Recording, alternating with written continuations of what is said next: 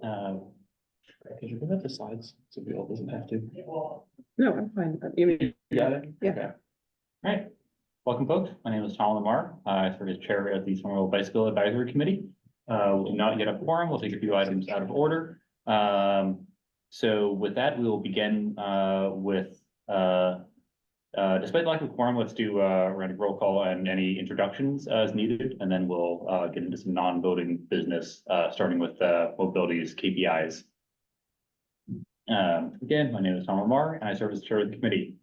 Pass it over committee members first. Lena. Hi, I'm Lena Webb. I'm the vice chair of SBAC. Yeah, welcome. And Alex.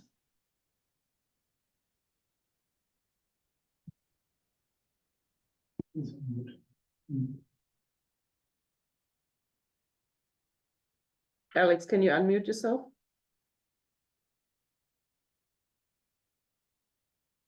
You should be able to as a panelist. Yeah. Let's come back to him in a minute. We'll go to our ex officios, mobility folks. I guess first our official liaisons and then our other representatives. Viola and Greg. Hi, I'm Viola Augustine. I work for the city of Somerville in the mobility division. And as Tom said, I'm an ex officio for this committee. Greg Hannafin, also with City of Somerville Mobility Division, ex officio for the committee as of today. Yeah. Other ex officios, Adam, then Brad. Hey everyone, Adam Polinsky, Senior Planner for the City of Somerville's Mobility Division. Thanks, Tom, committee. Good evening, everybody. My name is Brad Ross, and I serve the city as Director of Mobility in Mayor Valentine's office. So the staff here support SBAC as well as our companion committee, the Pedestrian and Transit Advisory Committee. I don't typically attend these meetings, but once a year or so, just come to thank volunteers, to thank our committee members. And I'll take you through some of our annual reporting and work planning work tonight. So thanks for taking the time, everybody. Thank you. Back to community members, Alex. Hi, everyone. I'm Alex Frieden, Ward 2 and possibly Ward 3 resident soon. Very excited to be here. And I think I'm acting secretary tonight. All right, much appreciated. Next, any guests, introduce yourselves, let us know if anything particular brings you here tonight. My name is Walter Zahn. I'm a cycling resident of Porter Street, and I'm very interested in bicycle infrastructure, and I work in the industry actually. Yeah, welcome. Hi, I'm Adrienne Agrawal. I'm a Ward 5 resident, been in Somerville for about a year and a half, and prospective SBAC member, cyclist, environmentalist. Thanks. All right. Welcome. I would say we always welcome guests, and we also are indeed recruiting new members. Any attendees on the Zoom? Do they have the ability to raise their hand and or use the chat? If you're not allowed to talk. Sorry, what was that? If you go to attendees again and just hover over their name, yeah, there's that big allowed to talk. Nate? Hey, it's Nate. I have the fortune of joining on time-ish today, but I will also be giving a bath while I'm attending. So sorry in advance for not being as participatory as I might usually be. Welcome and thank you for multitasking. Sarah? Hi, me? Yep. Yes. Yeah. Hi, I'm Sarah Jansen. I'm Ward 2. I've been here for 20 years. Been to a couple of meetings with the bike committee, and I've recently volunteered quite a bit for Cambridge bicycle safety, for the election canvassing. And I started with a couple of others, a senior caucus, to make senior bicyclists more visible. Yeah, I've been bicycling all my life. And I recently had a bike crash in Somerville. I'm still recovering. I saw your email. Sorry to hear about that, Sarah. But again, thanks for joining us again tonight. Right. All right.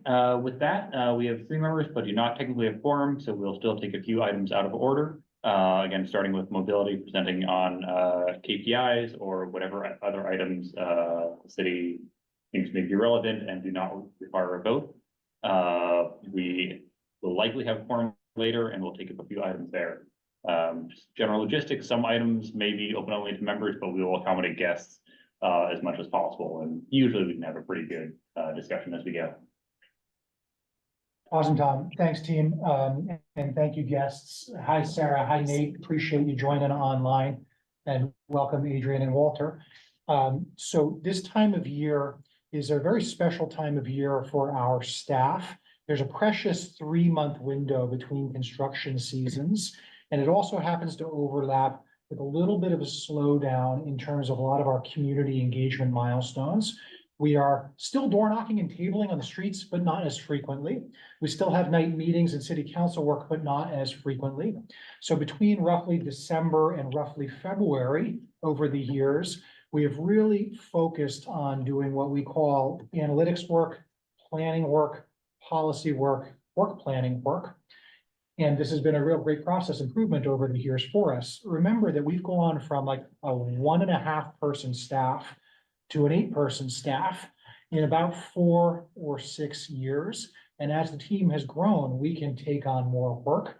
We can continue to develop designs. We can help implement projects.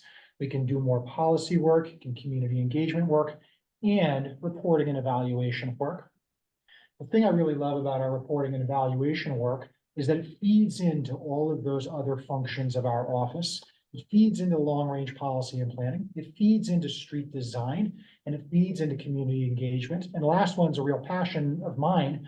You know, when I came to Somerville 16 years ago, and started working in City Hall, one of my bosses and mentors asked me to work as an analyst supporting our first ever comprehensive planning effort, Summer Vision. And she said at the time, she said, Brad, look, here's a best practice in civics and in community development. We're going to disagree on policy. This is inevitable, whether you're in a small community or a large one. What we should not disagree about is facts.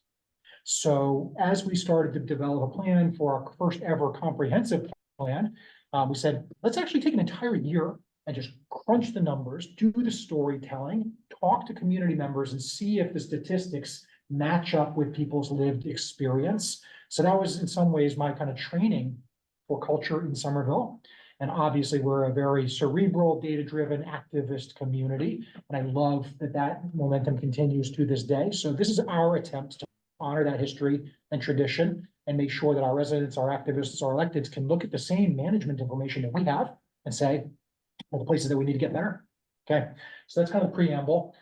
We publish this 50-slide deck roughly every January. We're going to do about a 15-slide kind of selection for this meeting tonight, Tom. This stuff is all posted online. I trust and hope that all of you are subscribers to our newsletter, so received this last night and can digest this at your leisure. I'll go light speed here on these quick slides, but then I actually really want to create space for committee members and guests to ask us questions. So you'll notice one process improvement this year is that we try to provide a little bit of a table of contents so folks know where they are in this deck. The first kind of batch of information is really how are people moving around our community.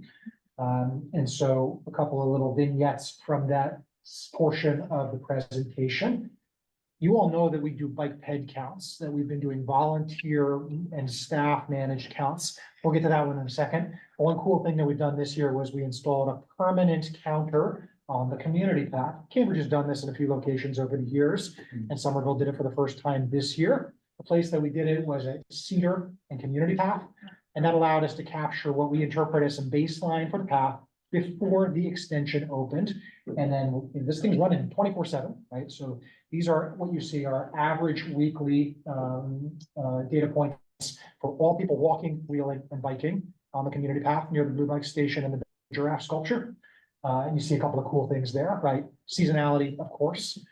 Community events also influence how many people are out and about. Here's a broad 10-year trend line for the 40-odd intersections where we collect standardized screen line based bicycle and pedestrian data. And again, many of you have been some of our most important volunteers. So thank you, Tom. Thank you, Lena. And thank you, staff, because you all go out there in the rain and the heat as well. we noticed a substantial drop off, no surprise, during the pandemic. And then we noticed a little bit of a rebound for the first couple of years of the COVID-19 era. 2023 was where we really started to get our mojo back and have more and more people walking, wheeling, and biking. So we're really pleased by this trend line. And remember, any of these data points is not the whole story. Rarely are these data points academically rigorous. They're illustrative. They help us paint a picture, tell a story, and inform our work. If we start to drill down of those 40 odd intersections where we do these counts every year, one thing that we did with this year's presentation was try to understand, are we seeing spikes, real deviations from the historic trends? So the blue bars here, Tom, will be historic averages with literally a decade's worth of counts. And surprise, surprise, some of the places where the 2023 data in the fall season diverged from our historic averages most substantially are around the community path and the community path extension specifically. This stuff sometimes feels obvious, but I think it's really valuable to add some data to those anecdotes and the things we observe in our day-to-day.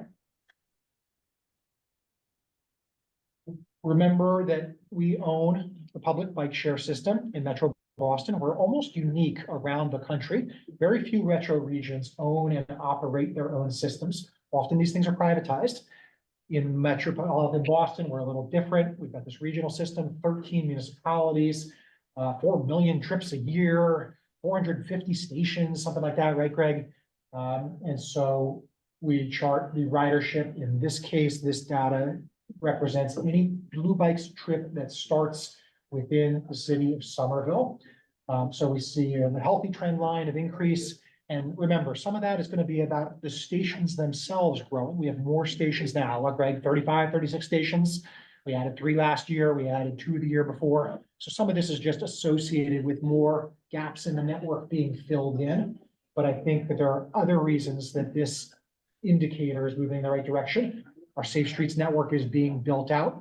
We're working really hard to preserve affordable price points and make sure we don't see price gouging the way that we've seen in other metro markets around the country. So cool piece of data here.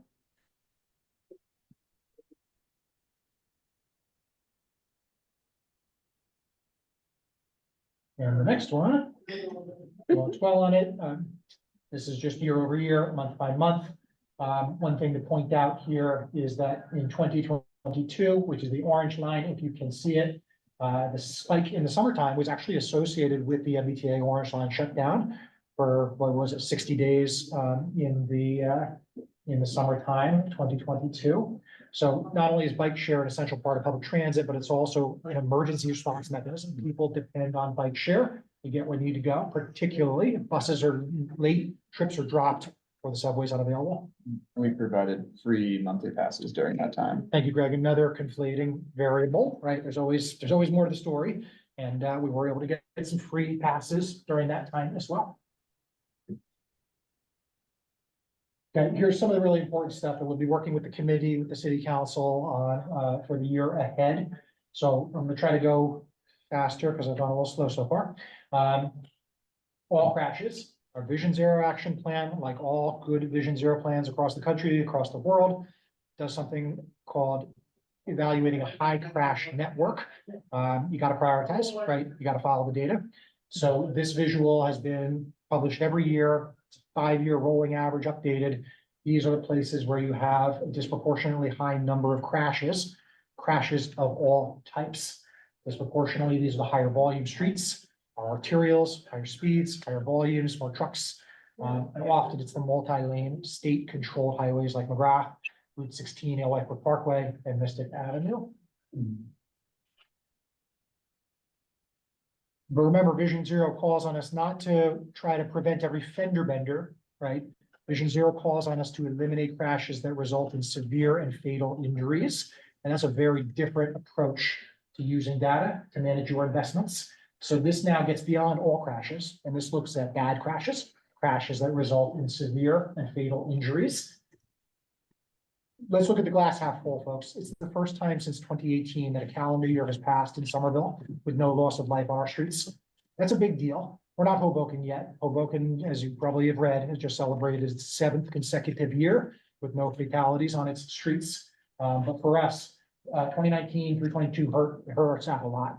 And we are very pleased that we got through 2023 with no fatal injuries. We see an increase in severe injuries, crashes in 2023, so we want to understand where those occurred and why, and how we can continue to drive those numbers down. These trend lines are moving in the right direction.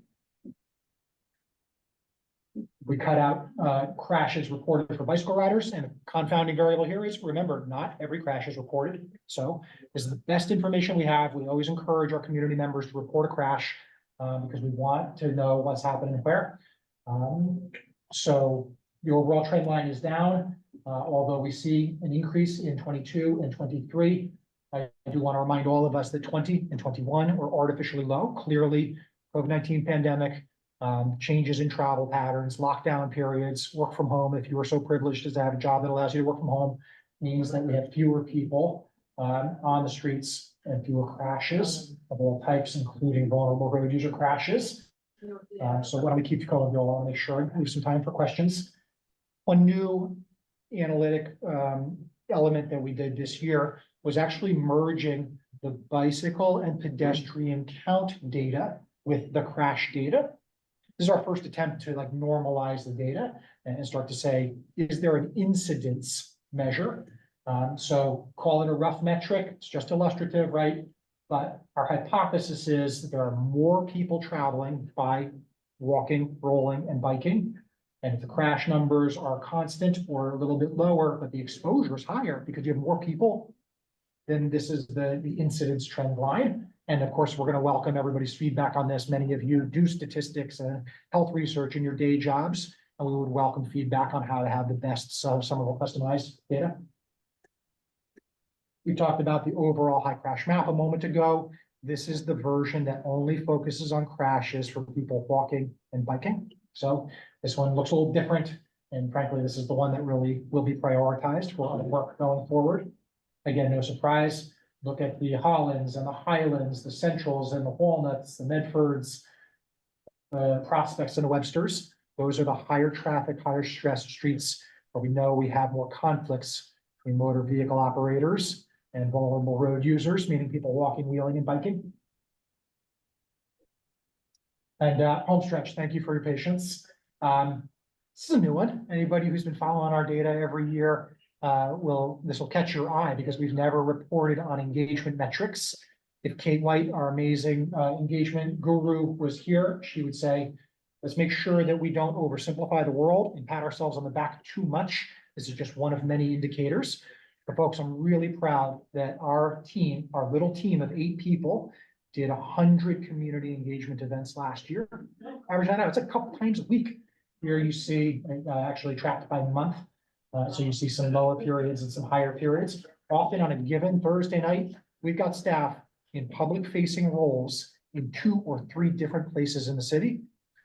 We will always do night meetings on projects, but we know that those night meetings offer privilege to people with the time, with the confidence, with the language skills to come and participate in local government. So while we continue to do those things, what we've done over the last year or two is really emphasize bringing content to people, to break down barriers, to prioritize populations, which generally includes older adults, youth, communities of color, and populations that speak English as a second language or have low English proficiency.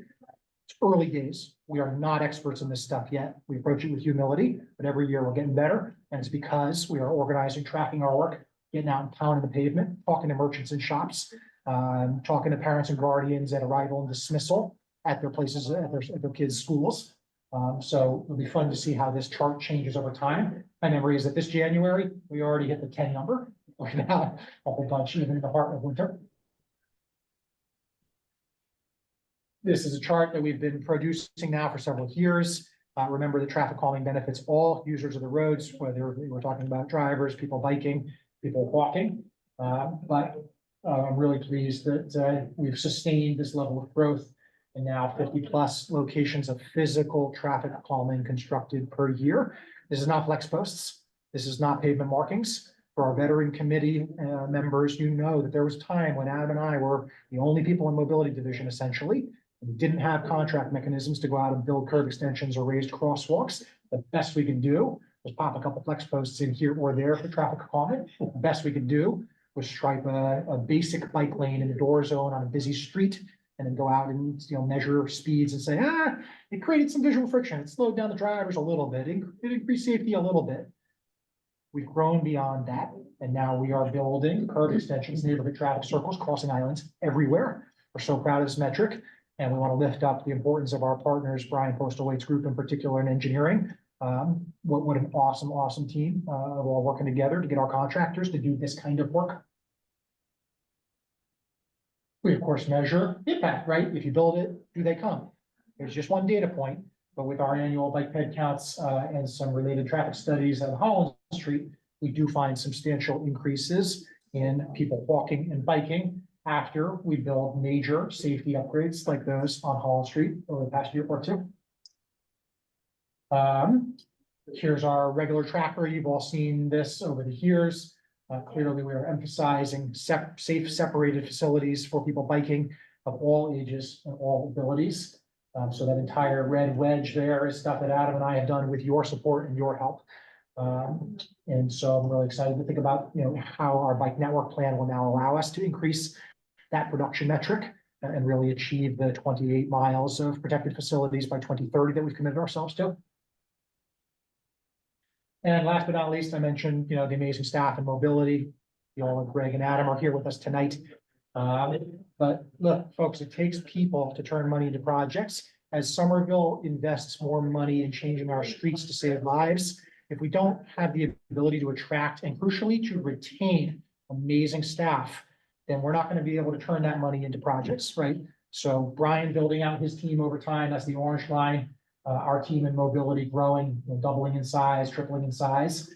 And crucially, not having the revolving door where people burn out, where people get frustrated, when people move on to other jobs that may pay them more, whatever. Adam, if you weren't still here, none of these metrics would be possible. If you haven't passed the 5-year mark, no way, we would have been doing this stuff. So please do keep that in mind as we work together in the year ahead. And I hope that when we're presenting our metrics again next year, these key indicators continue to move in those progressive, safety-oriented, human-focused directions. Thanks for your indulgence. I realize that was 18 minutes instead of 10. Tom, take as much time as you want to answer questions, but remember this stuff is online and y'all can digest it at your leisure. That's great. Thanks, Brad. With that, let's open it up to questions. And again, with the smaller meeting tonight, guys, feel free to weigh in at any point. Any questions or comments so far?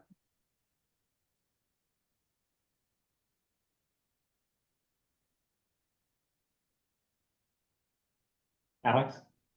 Yeah, thanks, Brad. That was great. One question to you is with increased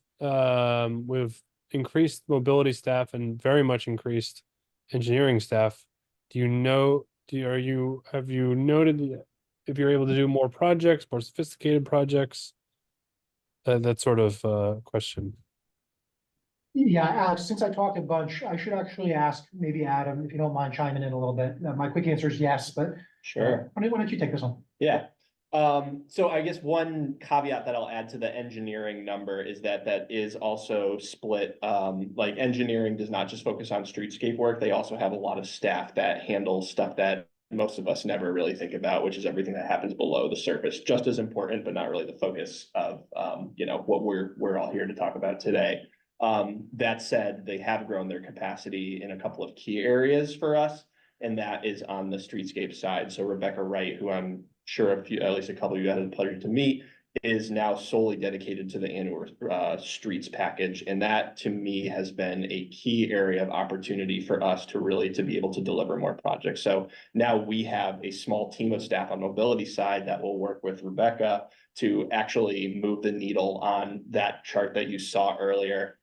Where the number of traffic calming measures has increased. And a lot of that has to do with the staff being able to do the outreach, to get people on board with this, to change things when needed, and to then have staff that are dedicated to actually implementing this and making sure that that process can continue and improve, and that we can continue to push the needle on how much stuff is happening. I think that growth trajectory that you see in the traffic calming page is the perfect example of how that staff has started to turn projects into the things we all, want to see and are working towards on our Vision Zero and bike network plans. Yeah, Alex, I'll also add that, in all my spare time, every once in a while, I'll start to try to take those two data sources and like index them and say, hey, what was it 2015, 2017? Is it a 500% increase in separated bike lane mileage? Is it a 500% increase in traffic calming construction? Is it a 300% increase in staffing? Yeah, so I think that's exactly the right question, right? But I also want to point out that it's not just the bricks and mortar stuff. It's not just the lines and signs stuff. It's also the analytics here. It's the long range planning. Viola, remember when our city council was pushing us, when Tom, when you and our activist partners were pushing us to put together our first ever bicycle network plan, we actually asked for a couple of staff to help us do the policy work, the planning work, and continue to increase the production on the street. And so ultimately the positions that were created allowed us to bring Greg on board, like a brand new position. So there's harmony there. Kate is another great example. By having somebody who's trained as an outreach and engagement specialist, it allows us to build a bigger coalition for safe streets and reduce the likelihood that we miss key steps in outreach and engagement process. And then obviously spin our wheels, right? If we have challenges with stakeholders, with residents, with the business community, with elected officials, with agency partners, because we haven't had time to pound the pavement, to do the flyering, to have a great web presence, then all of a sudden our technical staff are doing more firefighting and responsive work rather than proactive planning, financing, design, and execution work. So yeah, long-winded answer to your short question. More staff help us deliver more projects. Yeah, I mean, I feel like the perfect example of this, of seeing what our increased capacity, at least on the mobility side, has been able to do, paired with a lot of the stuff we've been able to deliver with engineering, is our newsletter this month. I mean, it's not just this slide deck, it's like being able to turn around some outreach material on the Davis Square changes in a week that we had not been anticipating and doing. I now have capacity to actually turn around and be able to do something like that while the rest of the team continues to function. It's, being able to already have our full traffic calming plan for the next 2 years laid out for everyone to see at this time of year. Like, these are things that we had never been able to do before, and we've always wanted to do, but just simply didn't have the capacity. And I feel like we're finally starting to reach a point where we actually have the staffing to be able to deliver these things and be as transparent while still delivering the projects that we want to be. I have a question of proposing for another KPI. I don't know if you cover that.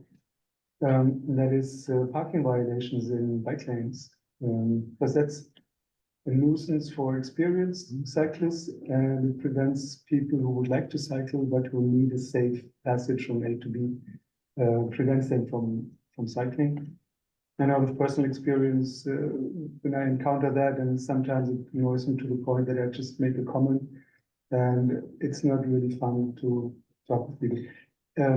Gathering that KPI could be as simple as encourage people to take a photo, send it in as metadata so you can get the location. It's not about following up with parking tickets, but simply to see where the majority of these violations occur, so that preventive measures could be taken. Thanks, Walter. Yeah, great idea. And I would categorize that as a compliance study. And our office has started doing more compliance studies these last few years. We don't have a method quite yet to do what you're describing, but it is conversations that we've had. So starting to put cameras and sensors. Davis Square is probably the closest thing that I can think about in terms of what you're describing. Folks may have read the newspapers that we're using a piece of technology to look at illegal parking, blocking of sidewalks and loading zones and crosswalk sight lines in the high traffic, high turnover area of Elm Street in the heart of Davis Square. And we're actually intending to use that for automated ticketing, which would be a first for Somerville. And we don't ticket to make money, we ticket to change behavior. And we got to know where those behaviors are, of course. So that's why we picked Elm Street to start. So your point's well taken. I've grabbed that note, and I'm already thinking about some data collection methods we can use to set up cameras like we do for normal counts, but then have one of our staff or consultants or an academic partner review the data and say, how many times was a basic or an unprotected bike lane blocked? So thank you. It could also be automated. So if you have people send in photos, an algorithm could take the metadata and use that and even decipher a license plate if you want. I'm sure that's possible. Yeah, definitely agree with that. One question myself, I was curious for some of the stats around blue bikes, ridership. It looked like it was not, definitely an upwards trend overall, which is great to see, but not that much reflecting the community path opening. I'm wondering if that's perhaps a sign of not enough blue bike stops close to community path stations. And my pet peeve of there not always being one close enough to East Somerville Station. So I'm curious if the data suggests that, and if the city is planning to expand blue bikes near the community path stations in the future. Tom, it's an awesome question. Greg, could I ask you to chime in on that one? Yeah, to answer, I think the second question, we are always looking for opportunities to expand the number of stations in the city. We are hoping to build our internal capacity to add stations where we'd like, and definitely near public transit, near the community path, our priority locations. Somerville, in terms of ridership this year, actually performed better relative to the entire system. So the ridership across the entire Blue Bike system actually went down this year over last year, but Somerville's went up. And unclear if that is directly because of the community path, but it could be a reason why our ridership is stronger than some of the other municipalities. And Greg, we do have the ability to look at how many docks and stations are either 100% full or 100% empty. And, we could try to devise a method to look at that against ridership numbers. But the second part of the question, and maybe the even more important one, Tom, which is what is our 5-year plan to continue to fill gaps in the neighborhoods and the network so that every Somerville resident lives within a 5-minute walk of a blue bike station? The bike network plan mentioned that as an objective, right? And just an aside on the East Somerville station. I hope everybody is aware that the Poplar Street access is actually being built. And so hopefully once there's a metal ramp and there's a caveat, we are asking people on bikes to walk because it is a metal ramp. It's a temporary connection, but it will be a connection. And the developer from the Chestnut Building has placed a blue bike station right there. So we increase capacity around the station. Gotcha. I've used that dock and I saw the construction of the ramp. Great. Lena. Hi, yeah, I'm just going to the high crash map. And what Brad was saying about, the main hotspots being on state-owned roads, 4-lane roads. I know there's funding for a traffic study to address one of those high crash locations at Broadway and Elway Brook Parkway, and I just wondered what the status is of that. Yeah. Thanks, Lena. Thanks for your work on the Route 16 coalition and that specifically. So we're actually in the process of getting our contractor, our consultant spun up on the study, which will look at the signal operations, which will help inform some of our project development for the West Broadway corridor project.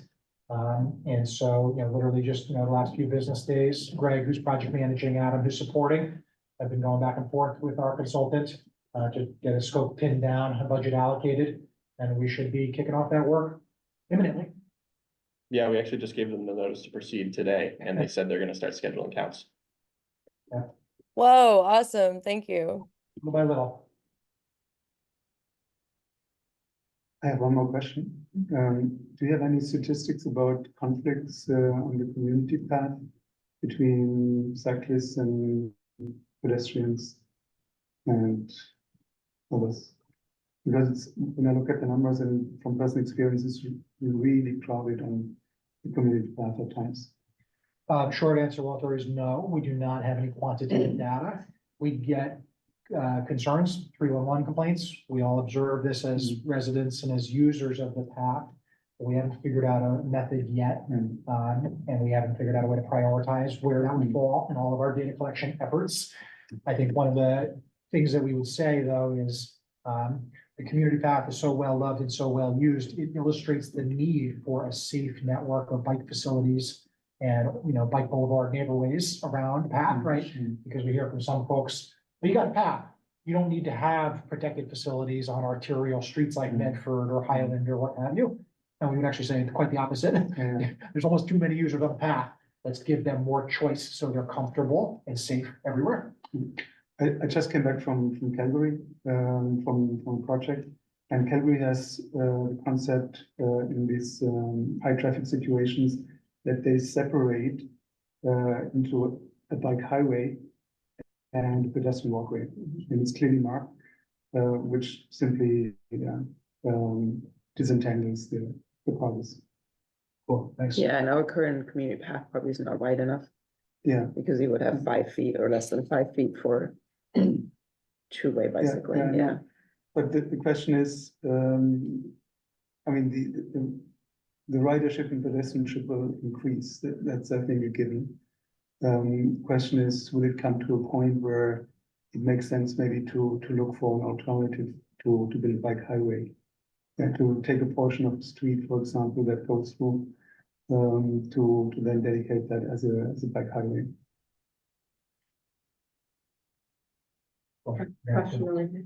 I know there was the overview of the different like safety installations that happen, like the raised streets. Did that also have the like miles of bike lanes? Yes, Adrian, do you mind going back to that slide super quick? There's a line graph that shows you that change in bike facilities over time, Adrian, if that's what you're asking about. Bike facilities over time, okay. Just shoot that 2 or 3 slides back. Yeah, the three There you columns, yeah. Okay, oh, miles. Yeah. Okay. And our bike network plan has a different way to visualize this, Mhm. same data, different visualization. And we have an updated map that we update every year. We just did that, right, gang? Yep. Greg took care of that. Well, so we can make sure you have access to that information if it's not readily available at your fingertips right now. All right, with that, seeing no more immediate questions, we'll wrap up this item and move to a few others. Thanks, everybody. Really appreciate it. Again, this is an item of real pride for us and, here in January, we thought it's worthwhile for the committee to have it and kind of a preview and discussion tonight, Tom. Thank you. All right, now that Ian has joined us, I see that the committee has quorum, so we'll take up a couple items that do indeed require a formal vote.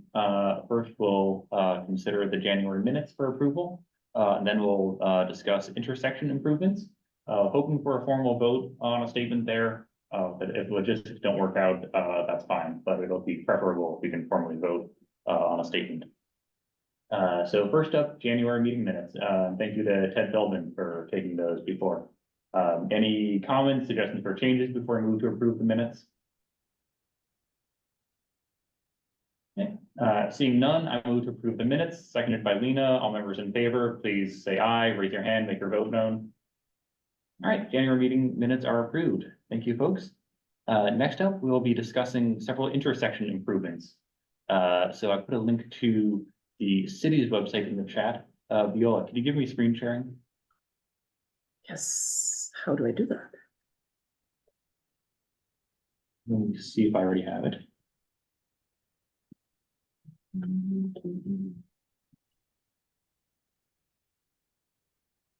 Might be able to already. All right, there we go. So I have up both the city's website itself, which I've put in the chat before and can do so again if needed. And I'm putting together a Google Doc where I will capture comments as we discuss this. And I've taken the liberty of including a few initial comments from chatting with various members of the community. With that, there are 5 intersections to get through. And I think some of them may be of varying interest to members, but yeah, we'll go through this one intersection at a time and offer any comments from members. Or, let me ask first, mobility, any, background about the project that would be useful to include? Tom, I'll quickly say that consistent with the process improvements that we have shown with our annual streets and sidewalks contracts, we have been looking for ways to do a couple things. One is integrate more traffic calming and bike facilities into our regular half-mile street replacement projects. Examples include Western Washington Street, scheduled for construction this year, Holland Street from the last couple of years, that sort of thing.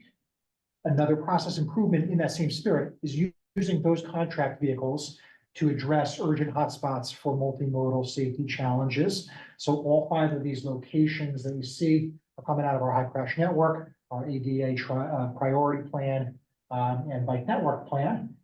This will be handled by our typical street and sidewalk contractor as part of that kind of bundled contract that engineering administers every year. Adam mentioned that Becca on Brian's team has been the project manager. Any other background, gang? Yeah, I think just to supplement that, it's really the focus here was giving an opportunity to really focus on pedestrian improvements. And I think as we've rolled out this program, it's our high crash network, it's the bike network plan, the ADA transition plan, but it's also just kind of recognize where there are major gaps in the pedestrian network. And that's a hard thing to quantify sometimes. And so we've also leaned on community feedback and what we hear from you guys on our committees, as well as just what we get through like 311s to understand like where are these biggest, where are some issues that maybe wouldn't crop up otherwise, and maybe sometimes get a little bit pushed out of the spotlight when we're focusing on like a big, possibly contentious corridor project where there, you have the bike lane versus parking trade-off. This was a way for us to start to hone in and target some of these areas. And Cameron's an example of one that actually isn't on our high crash network, but we know that there's no crosswalks between Holland Street and the community path in Cambridge along Cameron Ave. And so it was just right for having some kind of, just having any crosswalks added in between that long stretch. And not only that, we do collect a bunch of data, as you guys can clearly see. And Cameron Ave is one of our highest speed locations of all some city of Somerville owned streets. So those are kind of the things that we looked at as well to understand what streets are the most important and what about these 5 makes them rise to the top for us. Okay, thanks for that background. With that, let's open up any comments on this particular intersection design. And process-wise, let's keep it open to guests as we go, but we'll be asking for a vote from members at the end.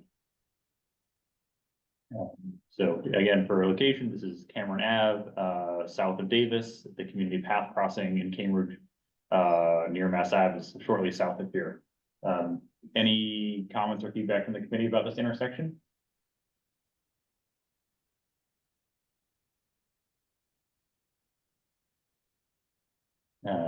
I will note that in reviewing this, I always appreciate a nice raised intersection. The reasoning seemed reasonable. It also seemed more pedestrian focused, and I didn't have any specific feedback.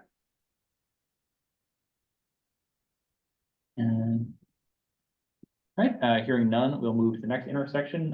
Let me know if anything else comes up. Next up, Broadway at Boston Ave. Any background from mobility? Tom, this is an ADA priority that, truth be told, should have been addressed by the MBTA through its federally funded Green Line Extension project. So they were not required to build an accessible path of travel from Josephine. You see here on this diagram, the triangular shaped parcel and building where neighborhood produce is located opposite the Green Line station. The city of Somerville has worked to try to figure out how to manage some pretty severe grades coming off of the bridge and the intersection right Viola, and just provide a simple accessible path of travel to connect the business district to the transit station. And in the process, eliminate an unnecessary dedicated right-hand turn lane that was built long ago. So you can see a pretty straightforward, filling in a slip lane here. Yeah, and to be honest, this was a tough one to keep it limited to the scope shown here, but we really had to think to ourselves, what is the kind of like lowest hanging fruit, most critical thing to solve at this intersection right now, knowing that the more we try to the fewer intersections we're gonna be able to tackle, right? Like we have a fixed budget here for these improvements. And we were thinking through things like, well, should we extend the curb extension into Broadway? Should we, create a short section of protected bike lane here? Should it actually bend down towards the intersection? But then that would require signal work. And so we wanted to be as strategic here as possible about, okay, what is the thing that makes the most sense to do? It's improve accessibility, it's get rid of the slip lane. And we'll have another bite at this apple, most likely in the next 5 years as we come back and redo this stretch of Broadway. Any questions or comments about this design?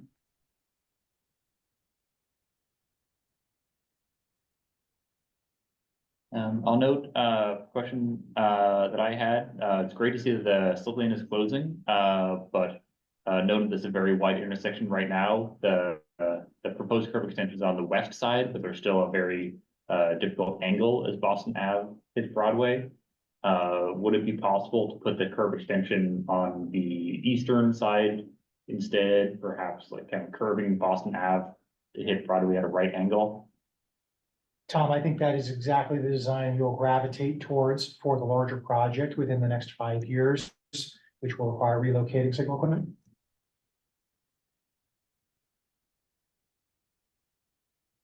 As somebody who bikes through this intersection every day, I will attest to the need to split those movements and provide dedicated phases for all users.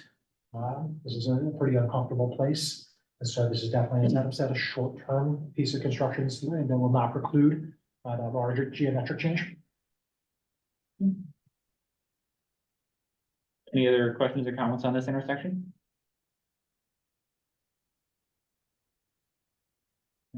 Also mention one thing I noted, there is a blue bike stock on the southeastern corner of the intersection right now. It occurred to me that it might be possible to move the blue bike stock to the new curb extension, but I'm not sure offhand if that would be feasible or if that even would be preferable, but that might move it closer to the Green Line station.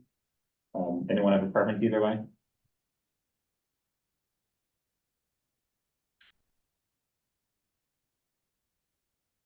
We can take a look at that. I think that station is a 19 dock station, which is 52 feet long, so it might not have the length here, but we can definitely take a look and see if something is possible. Noted. And I recall that blue bike stock was is thankfully part of a raised curve now. Yep. Right. Hearing nothing else on this intersection, let me know if we should come back to this later. Next up, Washington Street and Miriam Street, just northeast of Union Square. Mobility, any background? Adam, you want to chime in here? I'm catching myself talking a lot again. I'll let Adam speak. He's much more involved in the intersections. So, yeah, I got things to say. This one is another one where, yes, Washington Street is on our high crash network. But we have heard time and time again that people just do not feel safe crossing the street in this section. And also there is not a safe place to cross really, other than there's one crosswalk, I think at Rossmore between McGrath and Union. And we get regular 311s about people not feeling safe there. And so this has been, I think there have been council and board orders on this exact location for years. So this has been on the radar for a long time. We know that this is an important place to add crosswalks. And so to do that, we're thinking that on either side of Miriam is the best place. We can add a pair there. It kind of gets you across to Washington Terrace as well. We can raise that intersection and really narrow everything down there. And as we were going through this design, we realized that, you know what, maybe we should try and do something at that Rossmore crosswalk that everyone is complaining about. For good reason, mind you. You're coming off of McGrath and people have a tendency, if it's not congested, to really fly through here. And so we decided to expand the scope to include a race crosswalk at Rossmore as well. And then we will be repaving that section between the two, that block between the two intersections there. And that will allow us to, you can kind of see, we'll be able to shift the bike lane a little bit further south. That's our first protected bike lane, right? Very first one. Brad worked some magic here to make this happen in the first place. But I think with the way everything turned out, we would maybe have done it a little bit differently now and given a little bit more space to the new kitchen bike lane side, make it a little bit wider, a little bit more comfortable. We know there's a lot of parking turnover in this area as well. So we're gonna kind of shift that cross section a little bit, and that'll give us an opportunity to even out those buffers and those bike lanes a little bit more in the process. Awesome. So just recapping what this is showing to confirm we understand, so that it's showing a larger raised intersection on Washington Street near Miriam Street, showing a raised crosswalk further east across Washington Street at Rossmore, and it's showing protected bike lane through this intersection here. And they will be raised through that protected intersection. Yep, that's the plan right now. We have to still make sure all the grading works, but that's the intent. Awesome. Great to see. I know the geometry was a little bit difficult here originally. This buffer, I think, used to be narrower than ideal, and a much wider buffer here that wasn't really needed without parking. All right, let's open it up. Any questions or comments about this intersection design?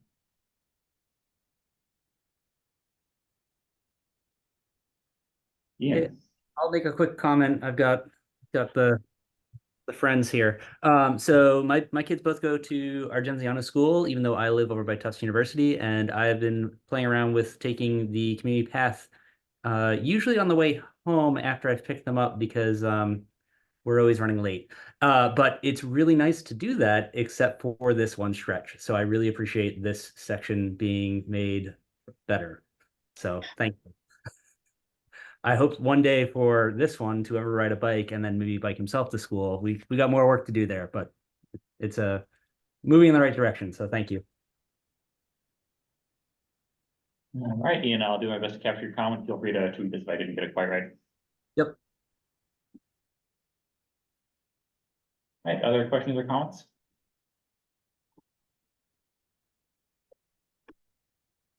One question that I had was about how the curb extension / protected bike lane work through the raised intersection. So I was somewhat unclear. Is the purple here meaning that it's raised at the level of the curb? And if so, what does it mean to have an extension into that area? Like what exactly does the boundary look like between the purple and the yellow here? Yeah, that's a good question, Tom. I think that's something we have to spend a little bit more time thinking about. We have a little bit of flexibility there. I think right now our intent was that would all be flush, and you don't see them here, but we would likely, in that case, as we've been pairing curb extensions with raised intersections, is to install some bollards strategically, and obviously as few as possible, so that it doesn't look like a fortress and continues to be a welcoming environment, but enough that people don't cheat and we end up creating a more hazardous situation where cars are at the same level as bikes and pedestrians. Yeah, that's exactly what the suggestion was going to be. Alex? Yeah, my only comment here is our guiding principle should be everything at grade.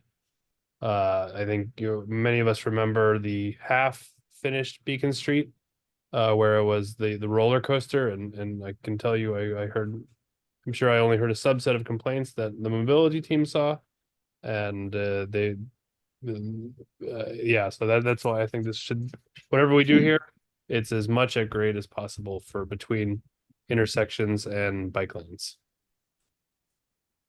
Making sure I understand that, Alex, are you suggesting that the bike lane portion should not be raised going through the raised intersection, or I'm suggesting that as you go, you can go up or down when you leave the raised part, but it shouldn't be going up and down, including through the raised part. Does that make sense? I think so. So that it's reasonable to be raised going up here. It should not unnecessarily change level. Yes, exactly. Noted, and I see mobility nodding. I will attempt to capture that in our minutes. Let me know if I have not captured it. That's great feedback, team. Thank you. We're at the conceptual stage of design for our consultant here. We didn't mention this, but it's on the website, so folks know the two intersections that we started with could well be built this construction season in 2024. These later ones are more complex, and in our 2-year construction contract, they would be scheduled for construction next year, meaning 2025. So there'll be some time to work out some of those grading details, those separation material details, and we'll update the public information. and get back to the committee as the design advances.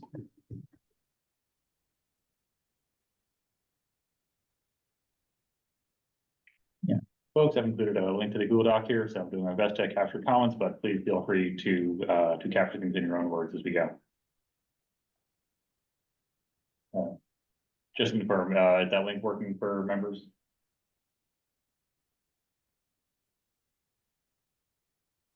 Okay, seems nodding. All right, any other comments regarding Washington Street at Miriam and Rossmore?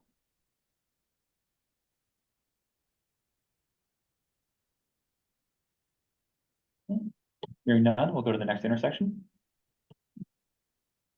Somerville Ave at Central Street, mobility, any background?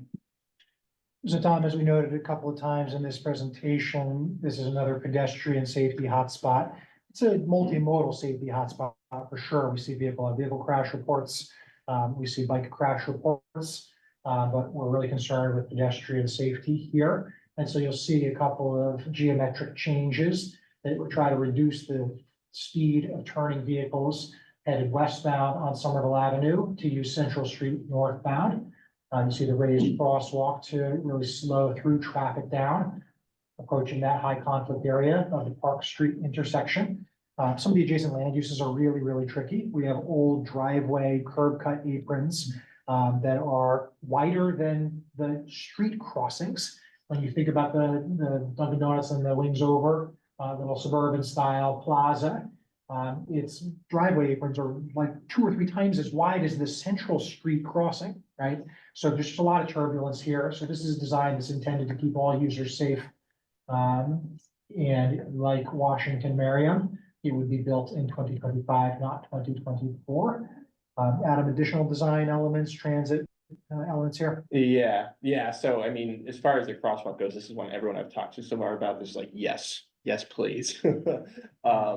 So we're excited about that element. As we were going through this, though, this was a natural fit. As I mentioned, these are really prioritizing pedestrians. However, we are always looking for opportunities to improve the biking and the transit experience as well. And so here, because there are 2 bus stops so close, we want to go towards what is now becoming our default design for bus stops along streets that have bike lanes, which is to create a floating bus stop. And so you're seeing these here. The one on the north side is where it currently is today. And so we have just enough room to leave it where it is between the new raised crosswalk and the driveway there to fit that, to fit the bus to be able to stop past the crosswalk there. The one on the south side is a little bit closer to the crosswalk today.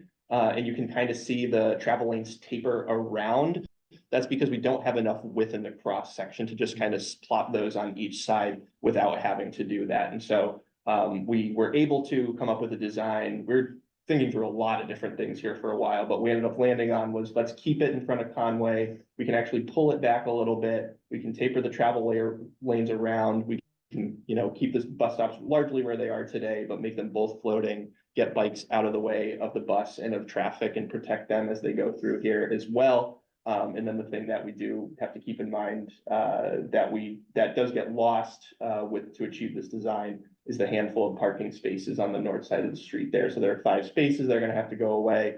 And that will be a big part of our outreach effort for some of these intersections where short blocks where there's going to be impacts to things like parking to really make sure people are well aware of this before it happens. Yeah. Let's open it up for questions. Lena and then Walter. Yeah, so I frequent Central Street and I'm usually taking a left off of Somerville Ave on to Central Street. I currently take the lane, I get out of the bike lane, I take the lane and make the left. The raised crosswalk, I just wonder if that where bicyclists should sort of position themselves to waiting to take that left. It's a challenging left because you've got people coming off of Park Street already and other people on Somerville Ave also wanting to make the left up Central.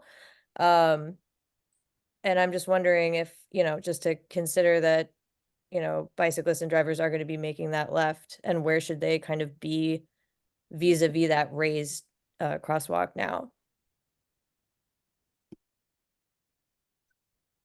Yeah, great call, Lena. Just to check, did you have like a specific like suggestion for what would make the left turn easier, or is it more asking mobility to consider that movement overall?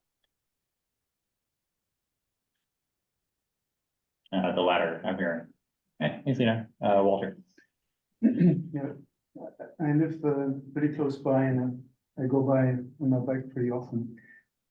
For cyclists going west, Somerville Ave, so crossing the central street thing. It's great that you put this refuge island there.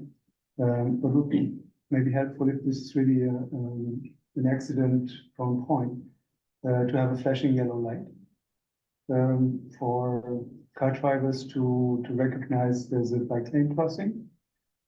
And if possible, even activated by cyclists approaching on the bicycle lane. Yeah, so it would only flash when there's cyclists coming. And like that, car drivers would get used to the fact that this light really means something, not just that it's there and blinks all the time. And just to confirm, would that be a flashing yellow light across Central Street for cars turning from Somerville onto Central Street, or across? It would sit on that refuge island. Okay. Yeah, so for car drivers going west, turning into Central Street, yeah, they would see the flashing yellow light, which would indicate there's cyclists approaching in the same direction, parallel, or they might not see others, or might not pay attention. Right, let's hear from Alex and then Patrick. Yeah, one clarifying question. All the dark green and some of the light green that look like they're have a buffer in front of them, are those also vertically separated? Thinking Yes, top. anything that's dark green will be vertically separated. And so that's why you can, that little buffer approaching the refuge island is a driveway, so we won't be able to protect that. So I left that. Oh, light. right. First, of course. Yep. Thank you.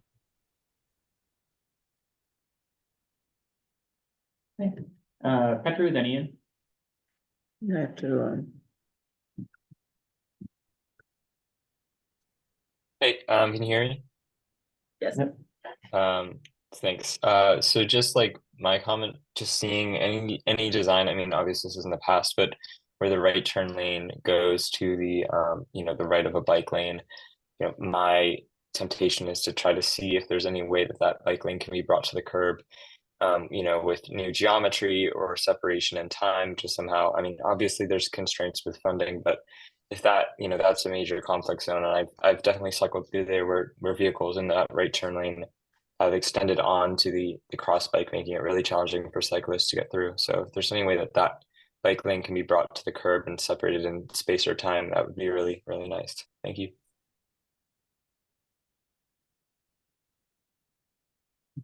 Mobility, any clarification around like project scope, if something like that is feasible in terms of including this intersection, or? Yeah, I think this is all good changes? feedback. I think these are things we're gonna have to take back and look at more closely because there are all sorts of trade-offs with, can we be clever about this without, really expanding the cost of the scope? So, yeah, I definitely appreciate the feedback and we'll take it to heart and take a look. All right, Ian. So this is the other way that I go to school. So again, thank you, just in general. One question I have is something I've seen is vehicles coming eastbound, so on the bottom of this picture, then trying to take a left turn onto Central sometimes are either super backed up and then they try and like shoot the gap. I don't have a good sense of what a raised crosswalk does here, if it helps or hurts or does nothing. But if you're coming westbound in the bike lane / cycle track, that kind of puts you even further from a left turning eastbound vehicle's sightlines. Especially if like a bus stops to let a left turning car pass or other large vehicle. I don't mean to call out bus drivers. How can we think about that in terms of the most safety for cyclists? And then also, but the crosswalk is quite a bit further back there, so it's not quite as big of a deal. hopefully the vehicle is a little more perpendicular to the crosswalk at that point and is going to slam on their brakes. But I've seen issues here. I think the raised crosswalk helps. I just don't have a good sense of that. So I have no good suggestions, just is there anything else we can do to help with that? And sorry for the rhetorical questions. I mean, this is why we're here, Ian. Thank you. Ian, I actually want to just kind of talk out a note that I'm taking right now, so thank you. For our project standard designs, like the West Broadway project that Greg is managing, we are very intentionally relocating crosswalks that are currently set back, meaning out of the path of travel for somebody using the sidewalk. And now that we're having this discussion, and your point made me realize that this early drawing from the consultant does not treat that crosswalk across Central that way yet. And so as we synthesize all these comments and advance this design, I wonder if that's another element that we can pursue, is really lining that up to keep people on their path of travel. And then think about the visibility implications, like you noted, and everything else we're trying to accomplish here. Could we make that crosswalk raised as well? I mean, then you can't speed without going flying, so maybe that helps. Now we can take a look. Yeah, just some ideas. Otherwise, it looks great. I'm really excited. And is it 2025 yet? So thank you. Next up, Walter, then just say, Adrian, did I see your hand? Just to follow up to what Ian said, in Europe, they would try to make the entrance from Park Street to Somerville a little bit larger and put a roundabout there. So you would go eastbound to the roundabout, turn back and go up Central Street. And you could eliminate all the traffic lights and save a bunch of money on the maintenance there as well. But that's what you're That could be a whole idea. We are, we're not thinking about that, Walter. Not at this particular location right now, but we do have, that's something we keep in mind for sure. Okay. But the roundabouts are also trickier for cyclists as well. As long as they have only one lane, it's okay. Just some questioning comments for myself. Really glad to see floating bus stops. That's often the weak point in a lot of bike lanes and often the most tempting spot for cars to park in. So it's great to see that improving biking, improving bus transit as well. One question would be Refuge Island. Like, what does that look like vertically? Would that actually be raised by a curb, or would that be one of those like flat wavy things that doesn't do anything? Think of like the crossing island at Kidder and College, right? Okay. Holland and Cameron, like that was what I was intending to convey with that, is like it's a 6-inch curb that just kind of juts above, and the bike lane is at the same grade as cars.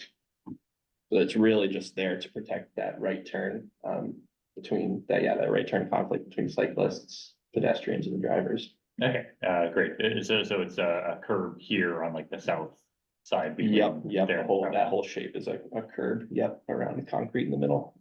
And I just want to note that in general, this the most challenging movement for me, I find, is the left turn here going westbound on Somerville Ave, going towards Park Street.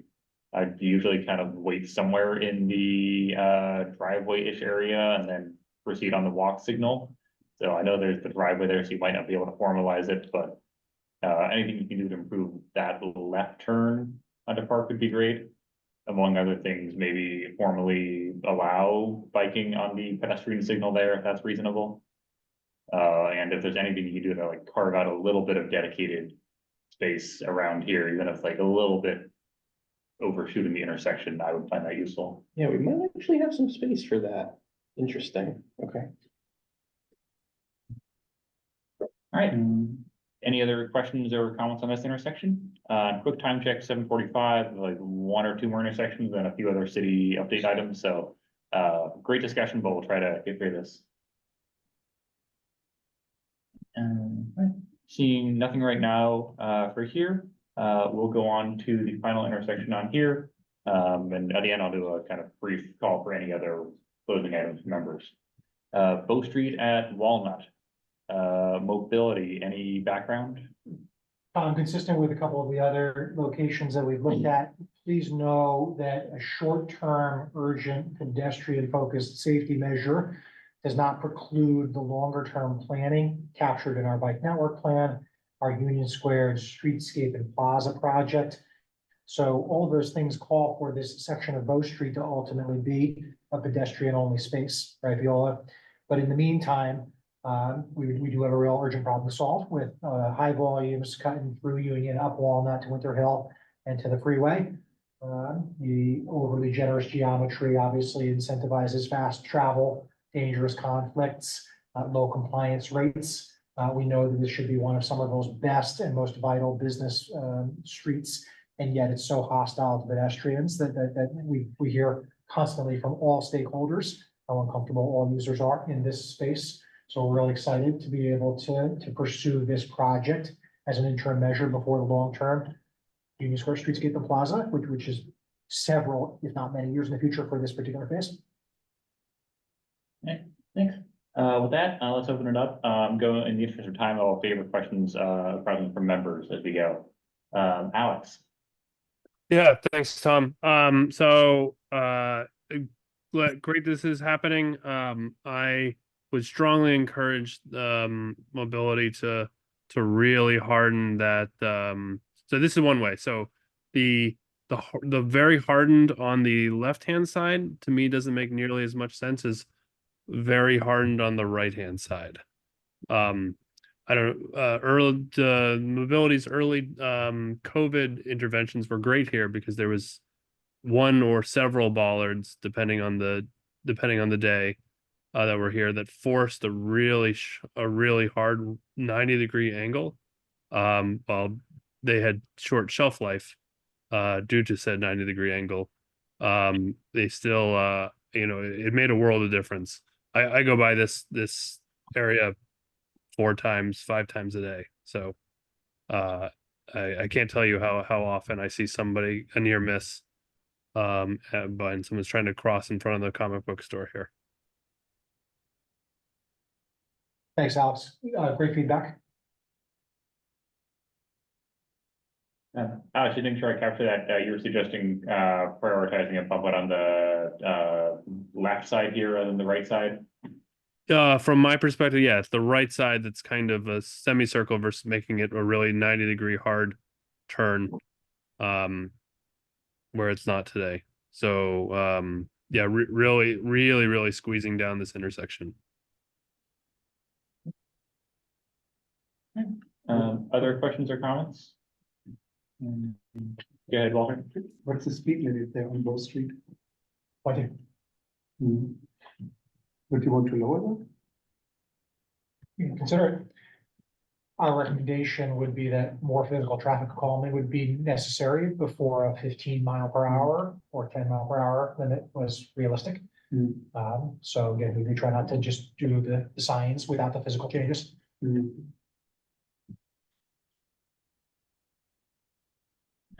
Some other questions or comments that I heard from the community. One question was noting this intersection is very much worth prioritizing, but Bow Street at Summer Street might be even worse. Is it possible to also upgrade Bow Street to Summer Street, possibly build off of the quick build improvements there, or move curbs there? And then the other question or comment was just noting this part of Bow Street is kind of sandwiched in between 2 protected bike lanes, on Somerville Ave and Union, and then on the western half of Bow Street. So we know that longer term, this is slated to be a shared street, but is there anything this project could do to have a protected bike lane in the interim?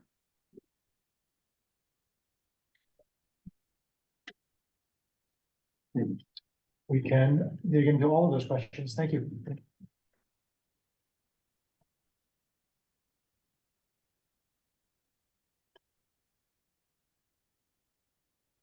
See, Alex, do you have another comment or is that your hand up from before? Hand up from before, thanks. All right. Let's see.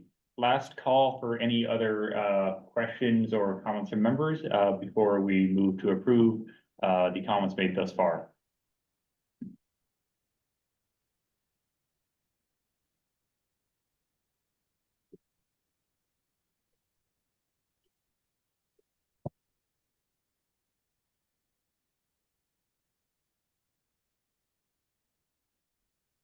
Right. All right.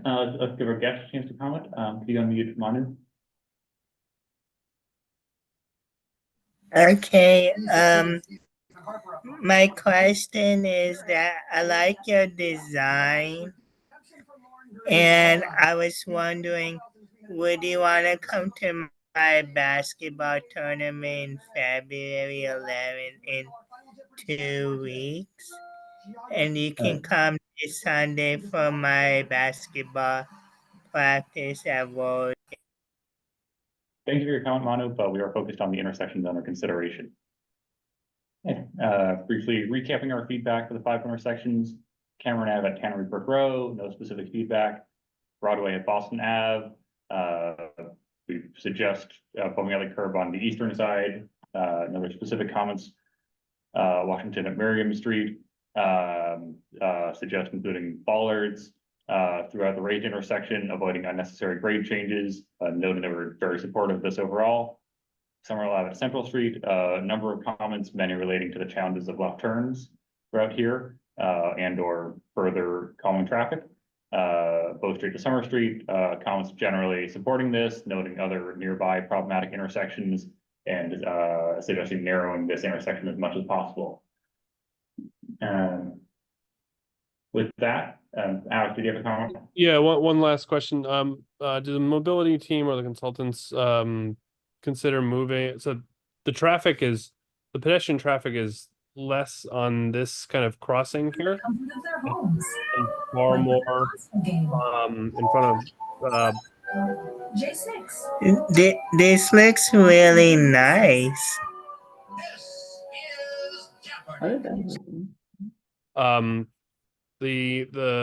My anecdotal observation is that crossing is far more prevalent in front of Block Cafe than it is here, and the crosswalks here are very close together. So that's my question: whether pulling these apart and moving them closer to mid-block crossing. That'd be further east here, you're suggesting? Yeah. Yeah, we can look into it, Alex. I think ideally what we're trying to do is match up any new crosswalks with important north-south connectors. So Walnut makes a lot of sense here, and we just want to like square those off and ideally have crosswalks on both sides of any of those intersections. But we can think about that a little bit more. Yeah, just you have all we have now one already there, so I was curious whether there was value in pulling it back so that they're more, the distance between them is the average distance between them is smaller. Yeah. Okay. Yeah, I see what you're saying. Thanks, Alex. With that, I will propose that we vote to endorse the comments end here. I did not fully capture everything, but I believe I have captured the spirit and major trends of the committee's points. So with that, I will motion that the committee endorse the comments here regarding the proposed intersection improvements. Do we have a second? Seconded by Ian. All members in favor, please raise your hand, say aye, otherwise take your vote no. All right, motion passes. That concludes this item. With that, we will hand it over to mobility for the remaining city update. Yeah, Ian, before you drop off, one of the things we wanted to discuss is the time frame for interviewing new candidates. And I think you were not here last time, so I don't know if you will have time. Let me find my screen. Got a couple minutes. Okay. Half listen time shenanigans. Thank you.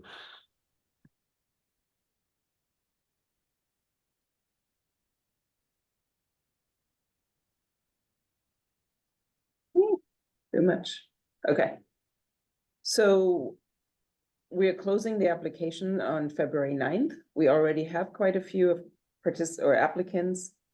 I guess one is here. And then, okay. And then we're planning to have 2 days to interview candidates for the bicycle committee. And that's February 15th and February 22nd. The time frame is between 4:30 and 7:30 p.m. And the interviews will be about 30 minutes per candidate. So I think Alex, you said you'd have some time. I hope one of these days works for you, any time slot. Tom, I think you mentioned it, and Ian, I hope you can join too.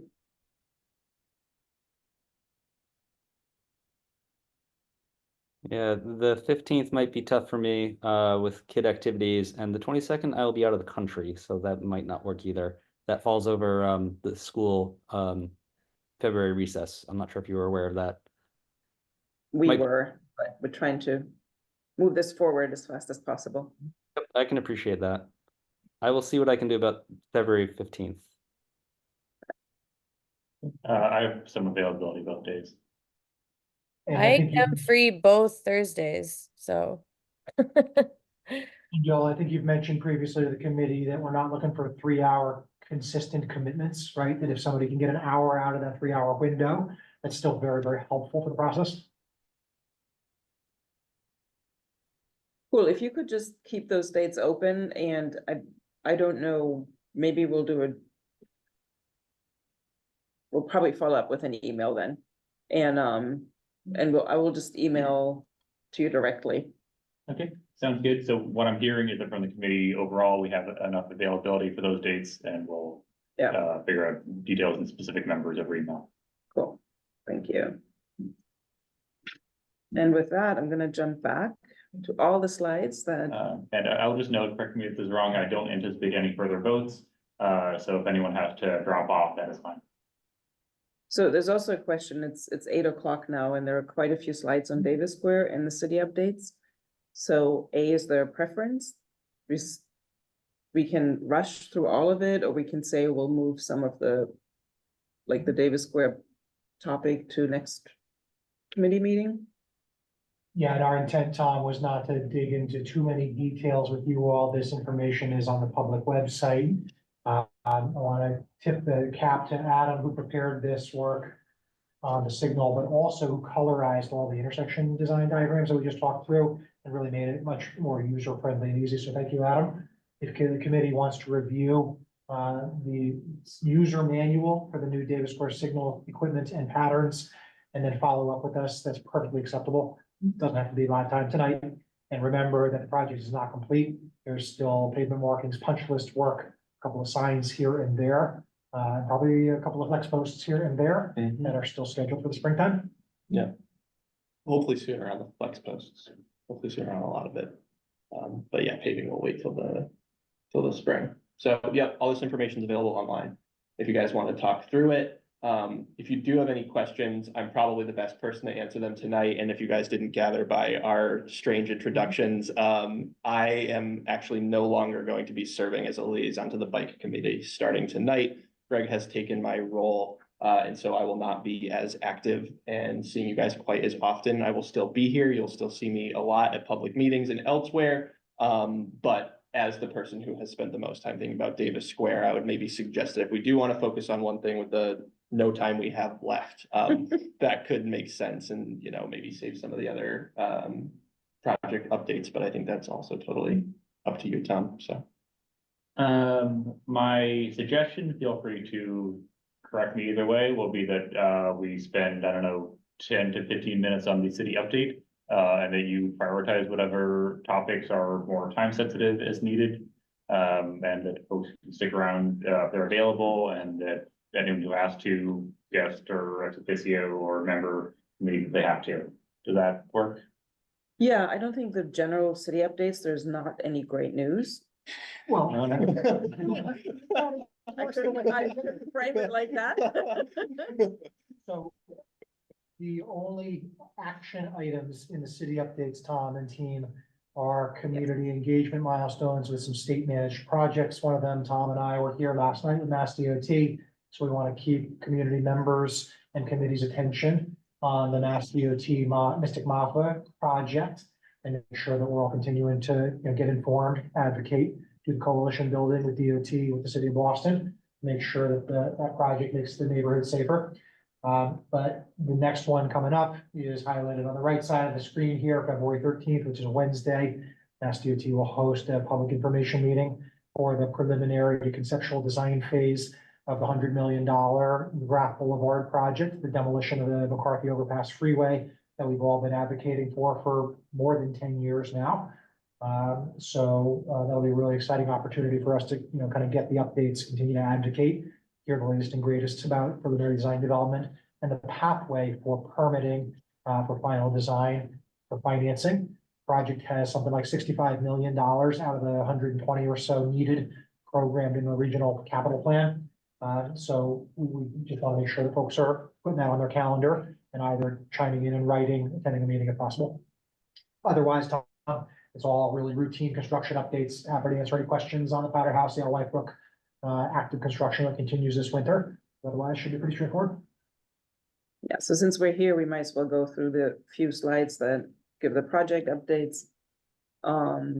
Davis Square beyond signals, you all should have seen the flex posts have gone up, and the remaining flex post will come along College Avenue up until Morrison Avenue. There's no time frame for that yet. No change on the Western Washington, Tough Street, no change. We're still working on the refinements. West Broadway, there's some action. Greg, if you wanna- Yeah, so this is mostly a summary of some of the work that has occurred since we came and spoke to the committee, I believe in November. We wrapped up our first round of community engagement in December. You can see our bulleted list of many community engagement activities and opportunities that we have done so far, and planning to repeat this effort in the spring again when we have a concept design. Be on the lookout sometime this month in February for a summary of the feedback that we heard. We are also actively conducting business outreach. Already went out and talked to businesses on the street a couple of times, and we have a survey that's live right now. And then, yeah, the last bullet is just, again, reiterating that we are seeking a design consultant, entering into the design stage of this preliminary design stage, and we'll have something for you all to provide feedback on in the spring. Any questions or comments? Then for Dave Score overall, I know there are some slides here. I just want to know that I know both Ian and Petru had expressed interest about this overall. So as Ian or Petru, if you're still there, any particular questions, comments? Tom, am I allowed to just like talk? Sure. Or to ask a question? Okay, I just want to say that I think these improvements are like really great. Like the one thing that was really sticking out to me from what I saw on the street, I actually submitted a 311 request about this, but it was like denied. But the bicycle signal for Highland Avenue, it's placed on the near side of the intersection, but it's at a very high height. So if you're biking through the intersection, you cannot see the bike signal at the stop bar. I would just move it to the far side of the intersection. Just it would be a really, it seems to be a simple improvement just to increase the clarity there. I'll second that. Now we can vote on it.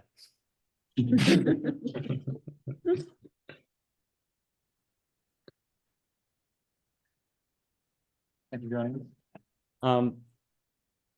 One thing that I just had a question on, I've noticed a lot of drivers of motor vehicles specifically do not understand that the traffic pattern has changed.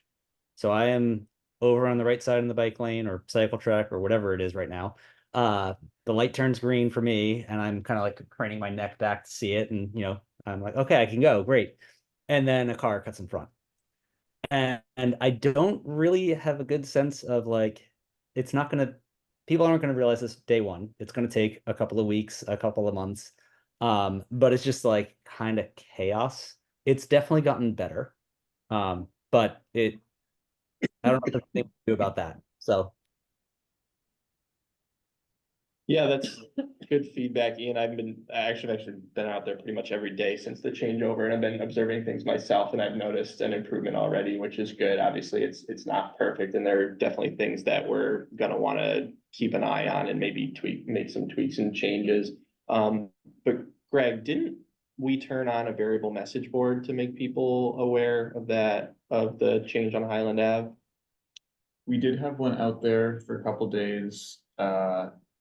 It ran out of battery. I think is now back Okay. with DPW. Okay. All right, so there. that's something we could do to add to just make people a little bit more aware as they're approaching the square. That's pretty common for us with changes like of this sort.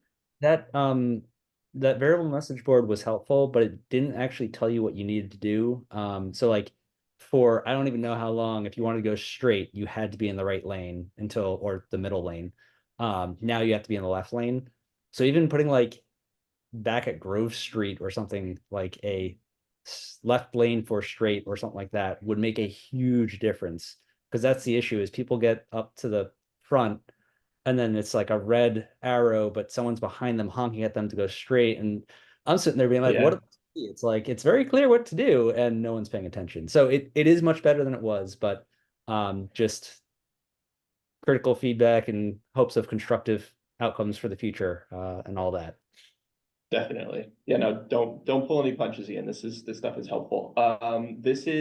I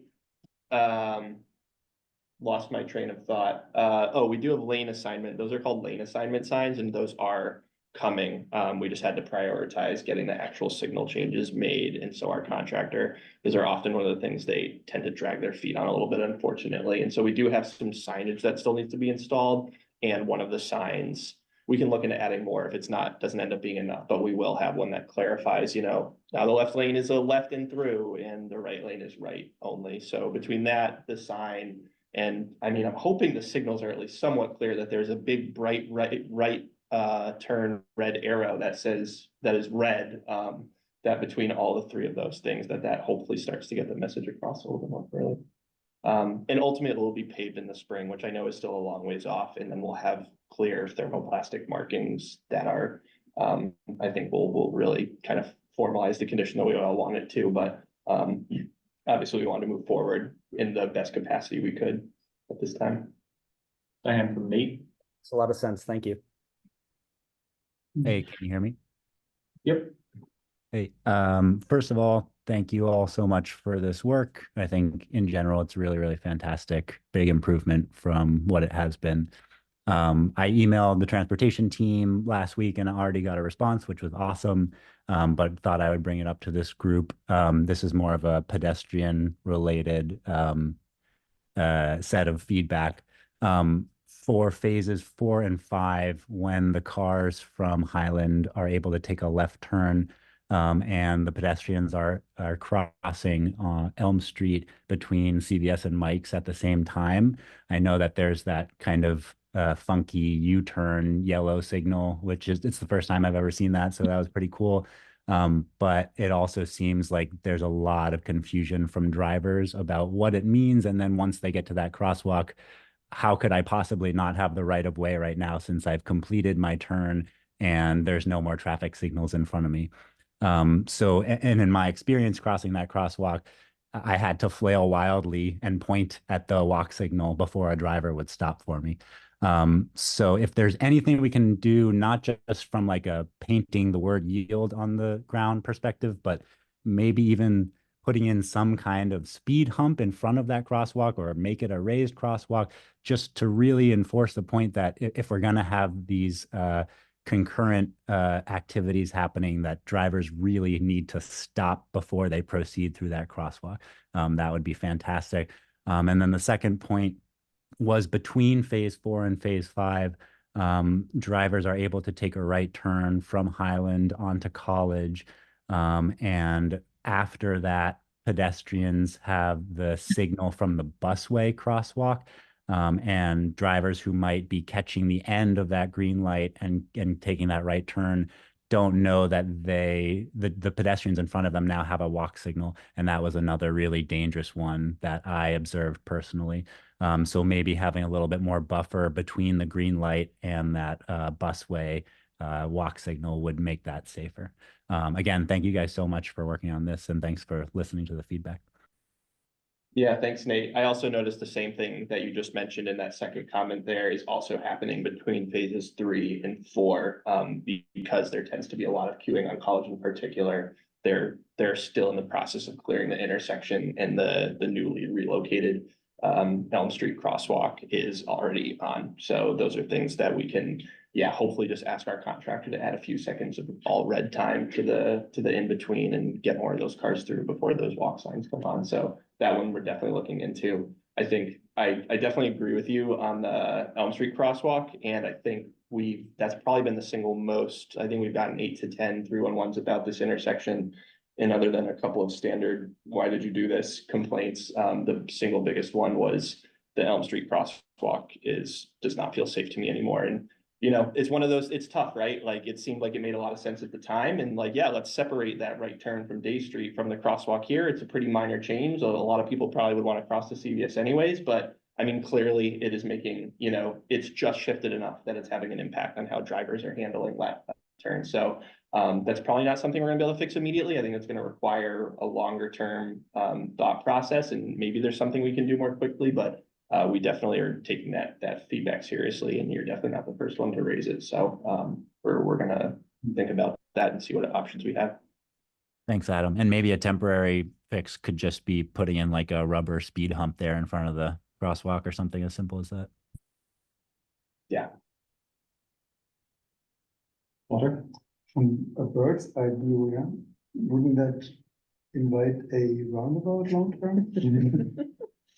Where you have two lanes, the right lane turns right and the left goes straight, and then we have like crosswalks with pedestrian lights that stop everybody at the same time, so they can, no, long term? It's an interest. So we do actually have longer term plans for Davis Square, and I think Davis is one that we would think a little bit harder about whether or not that's the right solution, because I think the alternative gives you a lot more space along building edges on the sides of the right of way, knowing that this is a really important pedestrian and plaza space in Somerville. So I think my gut reaction would be, let's probably see what we can do to really tighten up the intersection to a four-way, which I think is outlined in a couple of our longer term range plans at this point. So not to say it's not possible, but I think that would be my immediate thought is like, yeah, we could give that space and put it in the center of the intersection, but we could probably achieve more if we're creating more plaza space ultimately. And once you pedestrianize Elm Street, that Hey. simplifies it as well.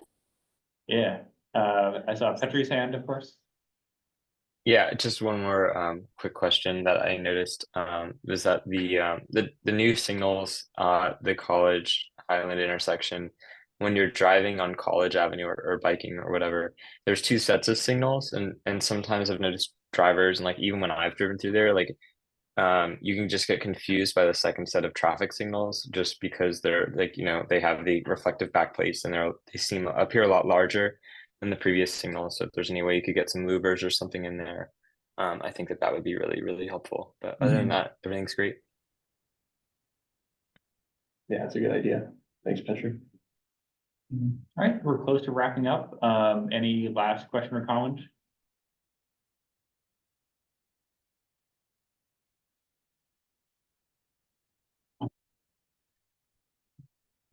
Seeing none, we will adjourn for the night. Thank you so much, folks. Thanks, guys. It's been great serving with you. Really appreciate all the years. We will see him again, don't worry. Yeah. Thank you, Adam. Thanks, Adam. Thanks, Adam. Thanks, committee. Bye, everybody. Bye.